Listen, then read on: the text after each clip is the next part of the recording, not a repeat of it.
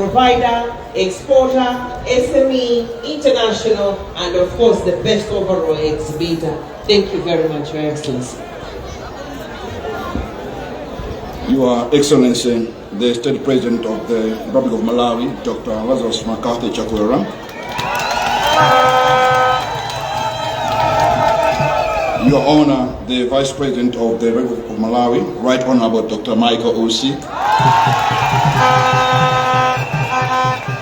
The Speaker of the National Assembly, Honorable Kathleen Kotani Hara. Honorable Ministers present here, Honorable Kunkuyu, Honorable Abidamia, Honorable Owen Chomanika, Dr. Jessica Wira, and also Liana Chapota Muntari.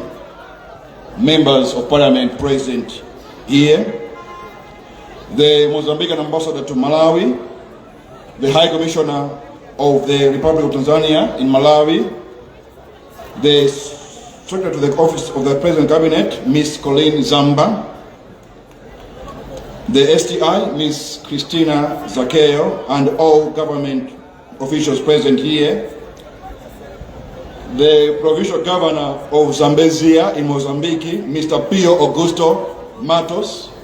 We are happy that you are here this morning.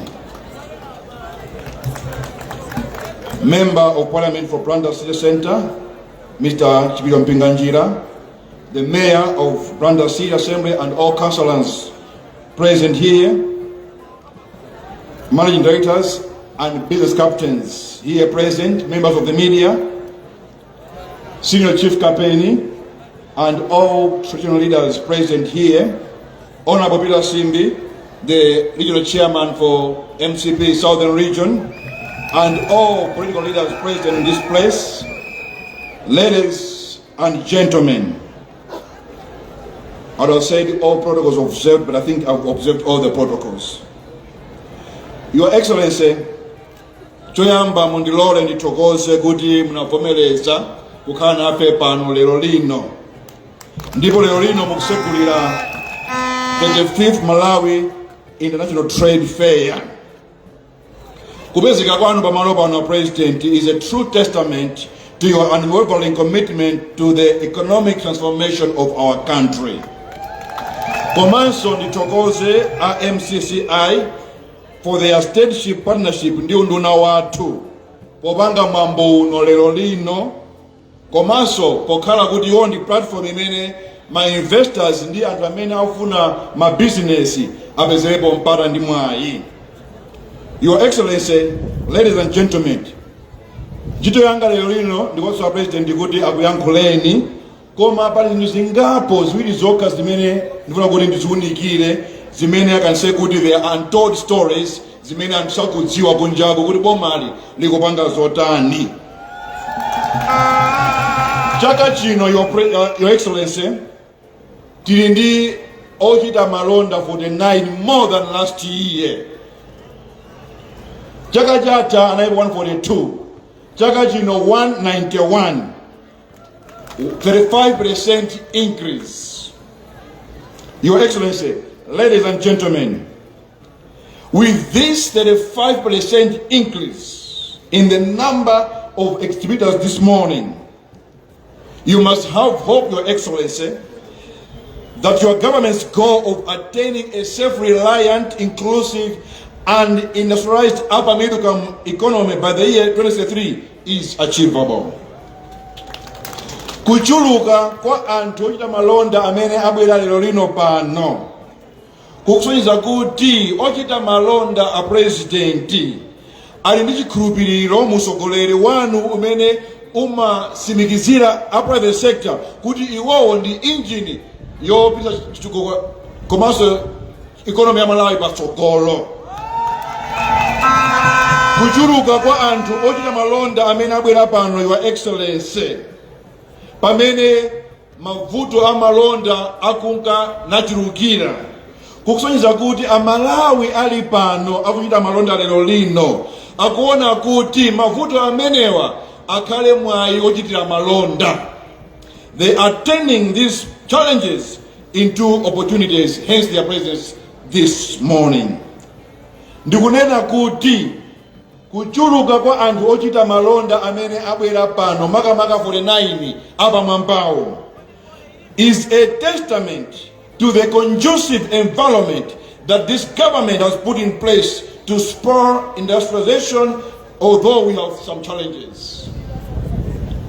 Kuchuluka kwa anthu amene abwera pano ochita malonda amayi ndi abambo pamene Malawi akukumana zopsinja zambiri kukusonyeza kuti Malawi they are a resilient nation amene afuna agwire ntchito kutukula economy yawo kuti economy ipite patsogolo komanso chitukuko chipite patsogolo. With all this, Your Excellency, many maona lero mafakitole ambiri opanga nsapato, opanga sola, opanga zambiri, Your Excellency. The future for Malawi cannot be brighter than this. So Gorolo wala Malawi, silingapo pamene pa, Your Excellency. Can I get an amen?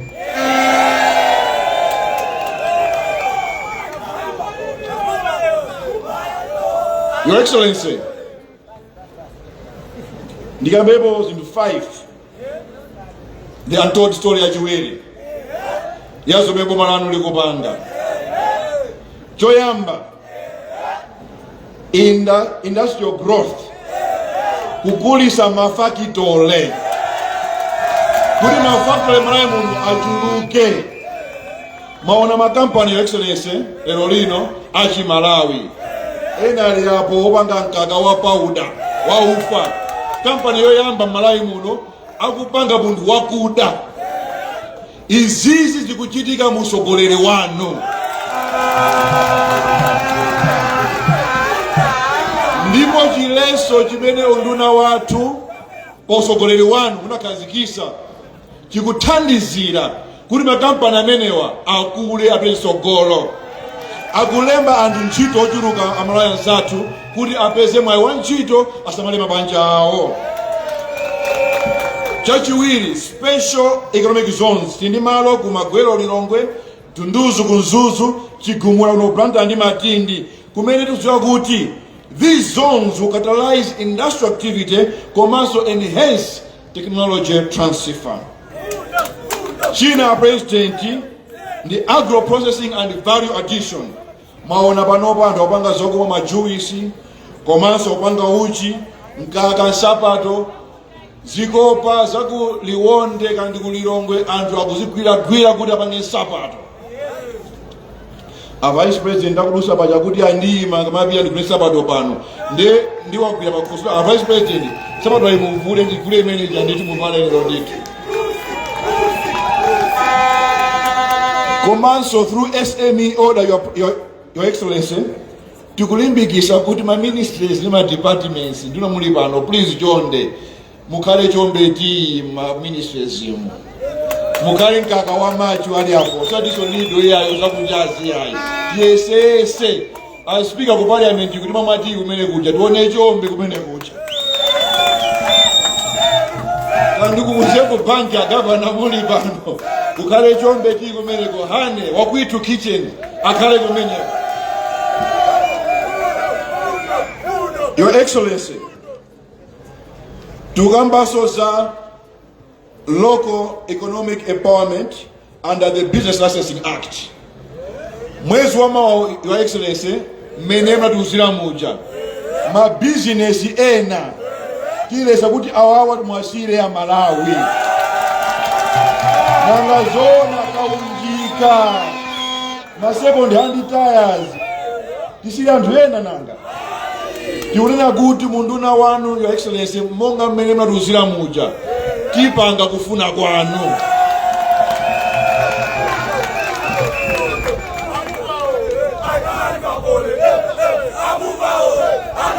Komanso, Your Excellency, ngatunduna wanu tikupanga zotheka kuti ndi anzathu amayiko ena tikwanilise ma bilateral and regional integration kuti Malawi ikhale pamodzi ndi mayiko ena onse popanga za malonda. Chifukwa chake mwezi wa mawa, Your Excellency, musegulira one stop border post kudedza ndi kumwanza kuti malonda pakati pa Malawi ndi Mozambique, Tanzania ndi Zambia aziyenda bwinobwino. Wiki yatha, Your Excellency, mnandiloleza kuti ndipite ku London kumene ndimapanga public lecture ku University of Cambridge ndipo amakamba za ma borders. Ndenanena kuti ife ku Malawi a president yathu amati awawa si ma border iyayi. Mukapanga kuti border ngati kuti mukulesa. Awawa ndi ma bridge opangira malonda. So we don't look at borders as hindrances to business, but as bridges to enhance trade between countries. Komanso lolemba lomweli sabato yomwe Your Excellency mwatiloleza tapanga launch national single window system.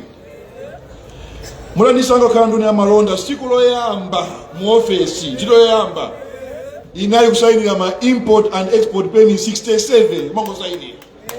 Nada na PS kodi bwanji toti mu office muno ndiko kausayina ma permit okaoka.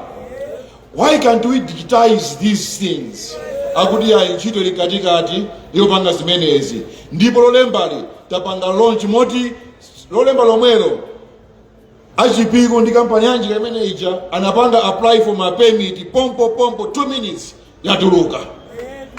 Ntchito imene imatenga 1 month 2 months taichepesa ndi panopa ndi 10 minutes. Ndiye kuti anthu ochita malonda amene azipanga export katundu komanso import katundu sazivuti. Mukumva umeneko? Kupanyikani kusipata. Timvane petu. Ndiye kuti panopa ochita malonda malo momwe agubira ku office kwathu zasiya mapepala ndikumafunsafunsa kuti alipo director, alipo APS, alipo anduna asiya azipanga apply permit yawo ku nyumba kwawo online. Ndipo izi tuluka online ndi QR code imene paka scan pa border. Ngakhale za customs, za clearance azipangira pomwepo. Ntchito imene 2 months a president panopa less than 10 months as long as you know how to use a computer. Izizi zikuchitika pansi posogoleri wanu. A president pakali pano ndifuna kuti muone anthu makategories 5 amene achita bwino ulendo uno, ndipo mukapasa mphatso zimenezi tikupemphani kuti muyankhule anthu anu asonkhana pano. Pakali panopa tirana anthu angapo amene achita bwino pa trade fair imeneyi kuti ndithu muwapase mphatso zawo. Days and engineer Dr. Piri, please, let's work together on this one.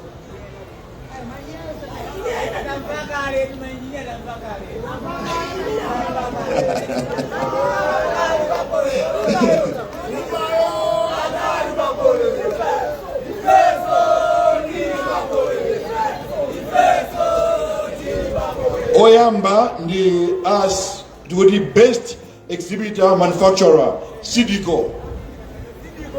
Asidiko, please, Franfubi, Asidiko Nitu, Brantire, Mpaso Yano, your award.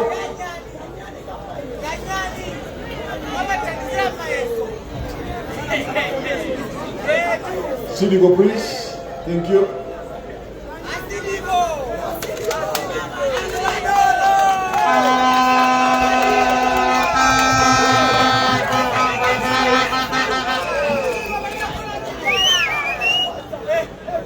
As you will in the best exhibitor, service provider, NASFAM. NASFAM, please come forward. NASFAM. I can see Dr. Betty Kiamuyama and that team.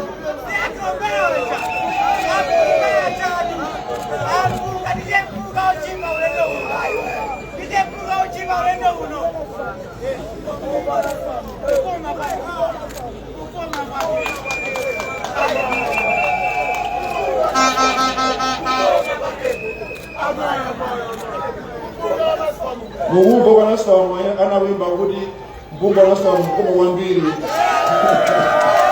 Number 3, best exhibitor exporter, Lifepri Malawi Limited. Please, Lifepri, come forward.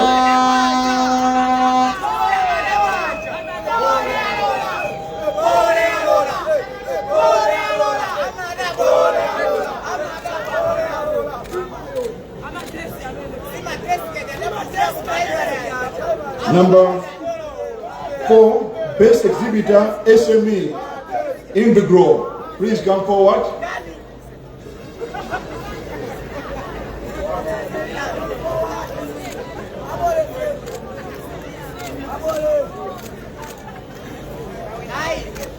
Number 5, Best Exhibitor International, Tanzania High Commission. Please, Your Excellency, come forward.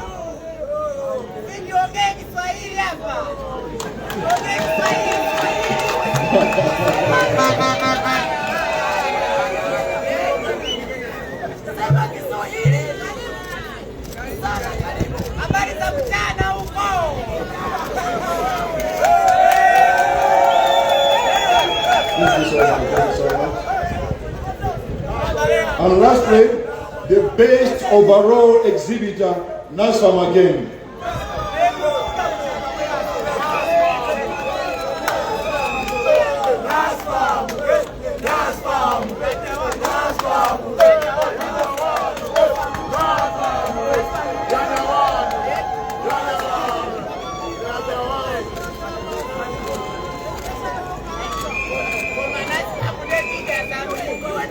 Thank you.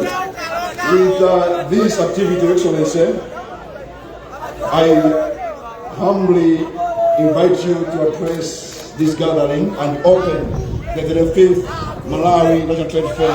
Thank you, Excellency. God bless you and God bless Malawi.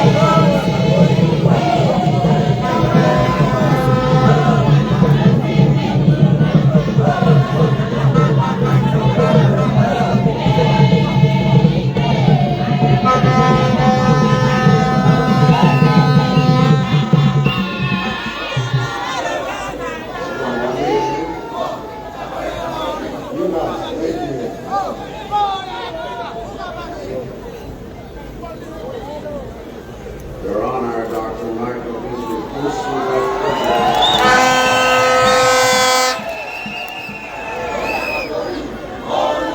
Your Honor, Captain Bodanahara,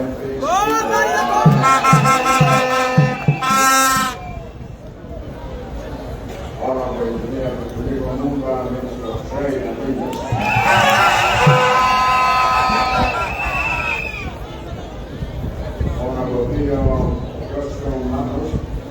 Governor of Zambezia Province, Republic of Mozambique, and your delegation. All the cabinet ministers here present.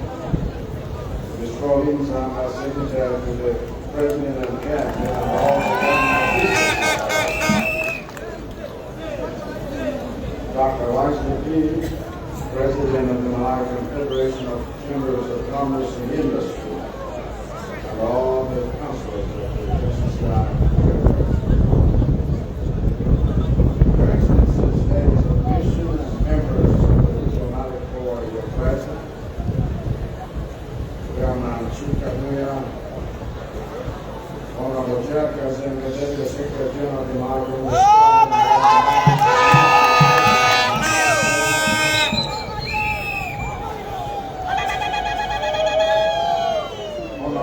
The regional chairman, all the members of the regional committee are present.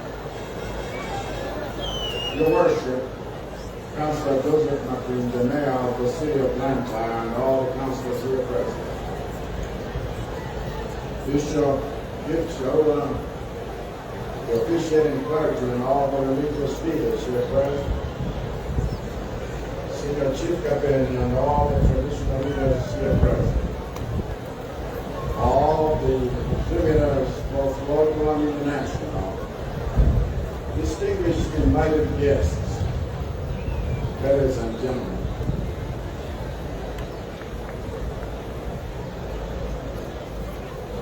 Amai dia bambo, asabarata tapitara, nda kumana dia tsogoleri Susan Buffer Foundation. Mwagiri wake ni Mr. Warren Buffett, Katswiri wa Amerika, mbali opanga ma investment na business. Sononga na uli Katswiri, siku nina Katswiri wa mkarasichade, kapena Katswiri ojiwa, ni kuforokoza mene ma investment na business ama endera. Mukatauza kutunga Katswiri kochita sintuzo chifukwa sizona kuti Katswiri uzichera mabuko okale.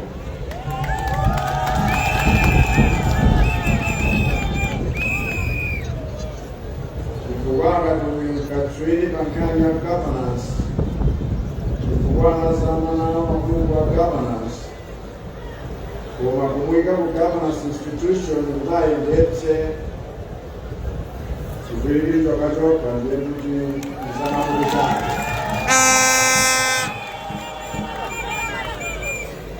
Kapena ukati uyu Katswiri pankani ya ndale chifukwa zamana mabuko wa political science, koma kudapi nepagarawo ndakapange ndalezo ndakakajika.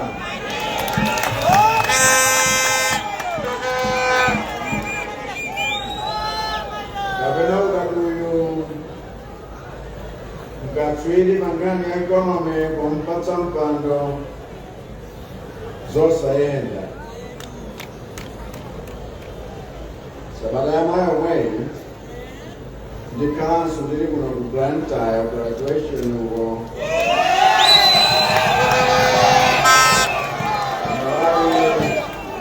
University of Business and Applied Sciences before chomwe chimandisangalatsa mdzina limene kuti ndimbali yolimbikitsa application kapena kuti kugwiritsa ntchito zomwe aphunzira.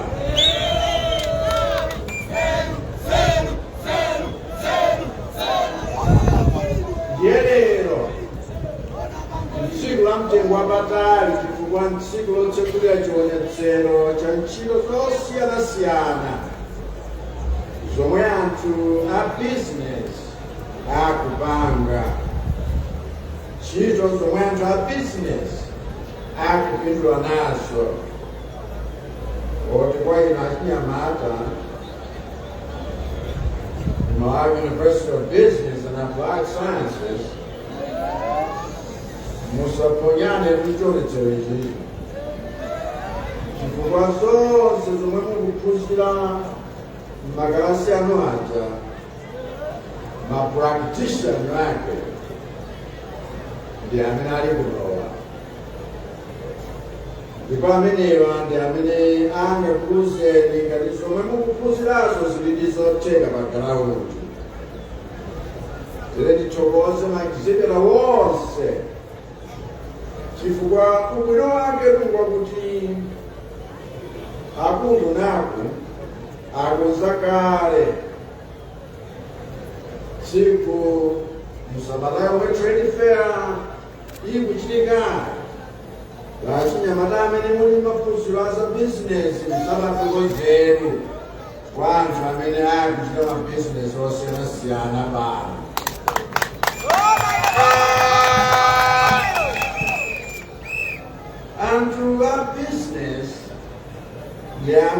akuyenera kukhala patsogolo pakayendetsedwe ka chuma mdziko lino. Ife amene tikuyendetsa boma, ntchito yathu nkuwamvera anthu oyendetsa mabizinesi akamatiuza zimene akufuna kuti boma lichite kuti mabizinesi anyuwani aziyamba, mabizinesi akale azikula, komanso kuti mabizinesi akunja azikhazikitsidwa m'malaini muno. Ntchito yathu sikumenyana ndi anthu amabizinesi ayi, koma kukhala nawo pansi nkukambirana nawo zomwe mabizinesi wawo akuyenera kuchita kuti asunge malamulo ndi zomwenso boma likuyenera kuchita kuti mabizinesi awo achite bwino. Ntchito yathu nkukhala pansi ndi mabanki kuti tigwirizane nawo mapolisi omwe akuyenera kugwiritsa ntchito amalawi kuti amalawi ochita mabizinesi azipeza mpamba, chifukwa sizoona kuti mabanki tili nawo ochita bwinowa koma popezera ngongole ya chikole chopepuka kumangokhala kunifi kokha yayo. Tena kondwera kuona mabanki tsopano akukhala ndi gawo lakuti tithandize anthu amabizinesi ngakhale mabizinesi ang'onoang'ono. Ntchito yathu ngati boma nkuonetsetsa kuti amalawi ofuna kuyamba mabizinesi akupeza ndalama zoyambira. Chifukwa chake mzaka 4 zapitazi tapereka mpamba yoposa 300 billion kwacha kwa achinyamata ndi amayi omwe ayambitsa mabizinesi okwana 100,000, ndipo cholinga chathu nchoti mzaka 5 zikubwerazi tipereke mpamba yosachepera 1 trillion kwa achinyamata ndi azimayi.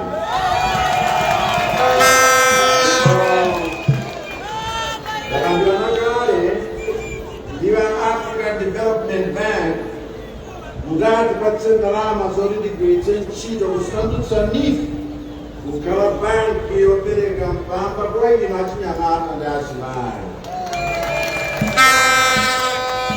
Obulimi tikulimbikitsa ulimi wa business, osati ulimi wongothera mbali ayi.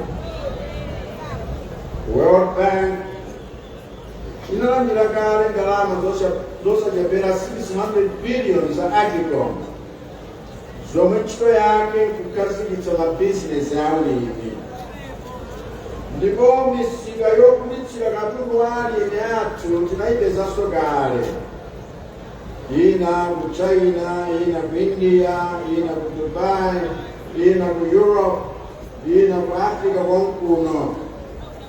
Ndi cholinga choti ulimi wathu uzikhala bizinesi yotentha, zoti alimi aziberedwa ndi madobadoba otenga katundu pa mtengo ozizira nkukagulitsa mokweza, wasiya alimiwo akungosaukirabe zimenezo sitikufuna.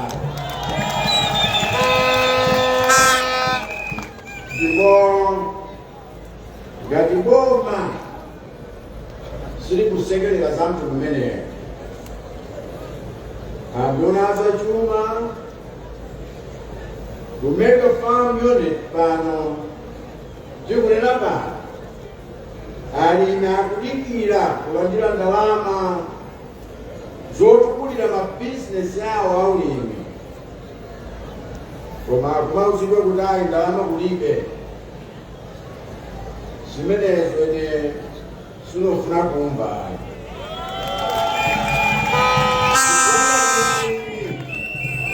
Amene akufuna kuchita bizinesi ya ulimi wa minda ikuluikulu sakupatsidwa ndalama yopangira bizinesi imeneyo, ndiye kuti dziko lino likhala lopanda tsogolo ndipo za Malawi 2063 tingoyiwala chifukwa investment for production and production zimene zikufunika.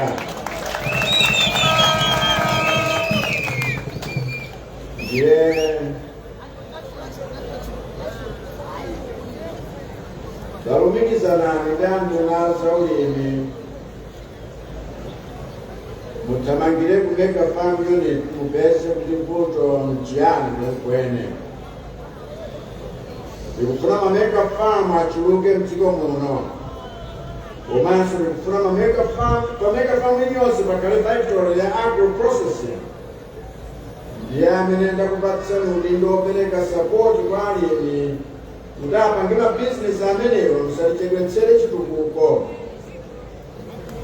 Sabata yathayi a World Bank avomereza kuti mjanuwari chaka chikubwerachi adzapereke kuboma ndalama zokwana $350 million yokhazikitsira Mpatamanga Power Station.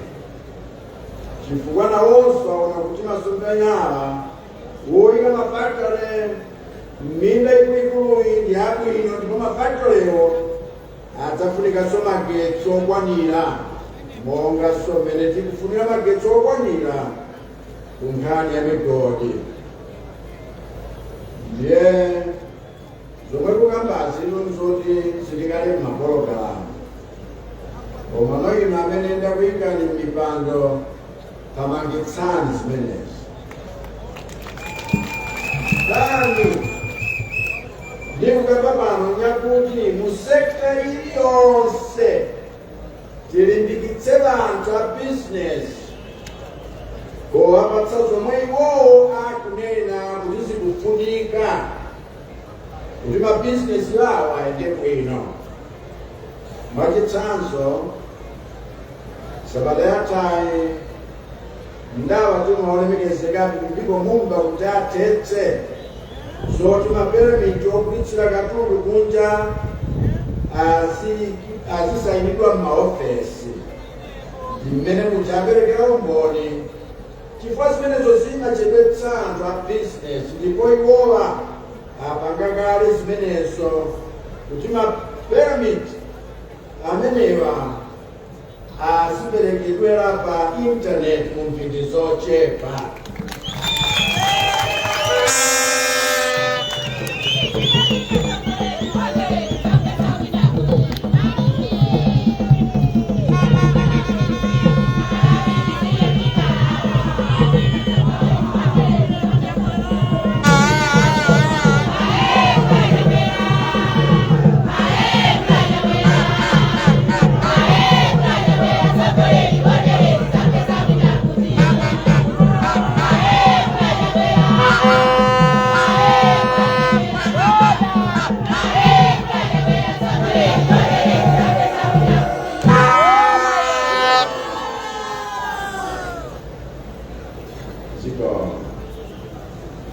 Chimodzimodzinso ma one-stop border post amene ndakaziditsa omwe atetsa mchitidwe wa maboma akale aja omwe achepetsa anthu a business pa boda ncholinga choti aziwabera.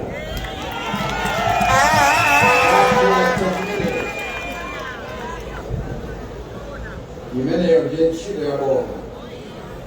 Osalizijeza maboma akale ochepetsa anthu a business imaprocess amaofesi ngati kuti ali ku basitebodi kuyimika pamsere.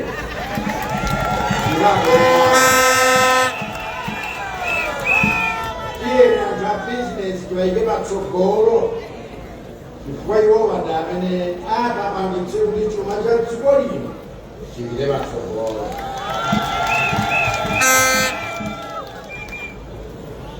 Chakenso program ya Ngongole za International Monetary Fund anatiuza kuti tikapanda kuchepetsa kuyika ndalama programu ngati ya NIDA kapena tikapanda kukwezanso ndalama yathu kapena tikapanda kukweza mtengo wa magetsi ndi mafuta ayimitsa ndinangogwirizana kuti imitsanikayo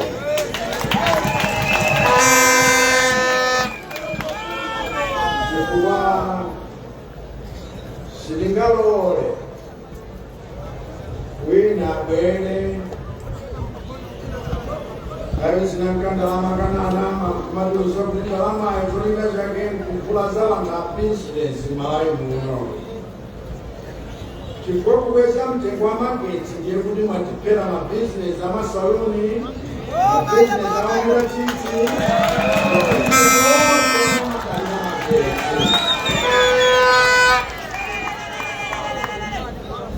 okubweretsa ndalama kuno athandize kutukula mabizinesi osati kutipera mabizinesi.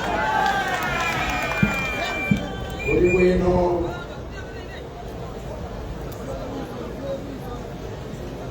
kupeza bena amene akumva zimene amalawi akusauka nazo kuthandiza aliyense atukuke. Ndiye ina undu nakaza malonda musadepeseka,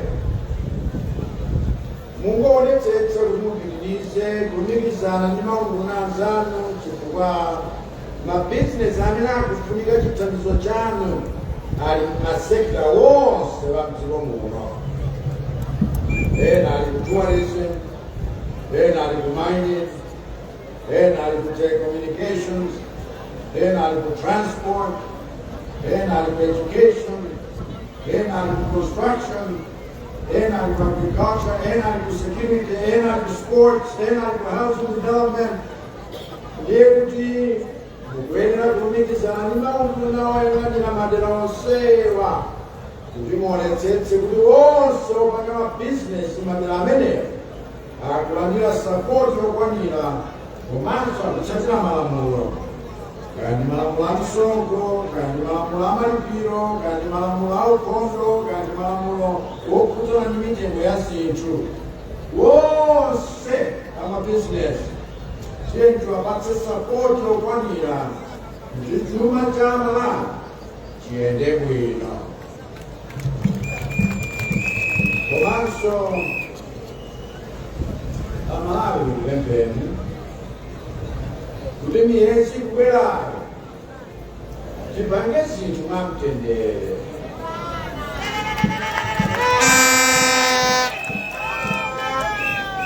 Kuli zisankho kuti musapite mbalame, koma tisalole wina apezere mwayi opangira ziwawa ndi cholinga chotawa nonge mabizinesi a mdziko muno.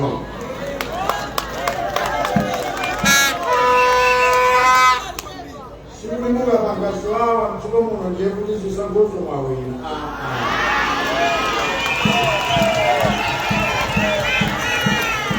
Sikuti mabizinesi awena ndiye kuti nawina zisankho, owina zisankho tilipo kale.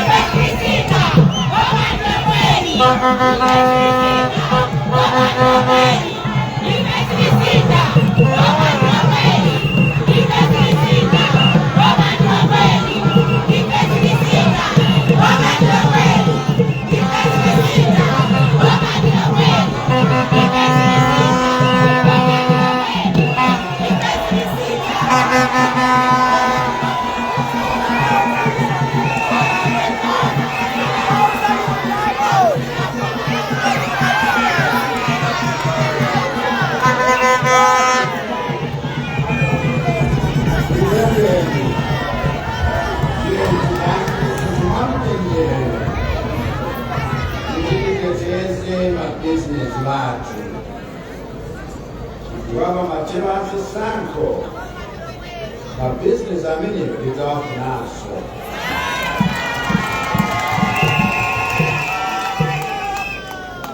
Ndaona ndithu mabizinesi amene abwera kudzaonetsera katundu wawo ku trade fair ya chaka chino. Katundu wabwino kwa basi.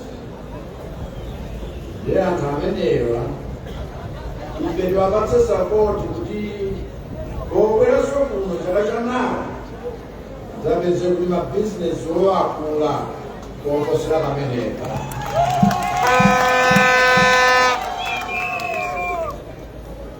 With these few remarks, I declare the 35th International Trade Fair officially open.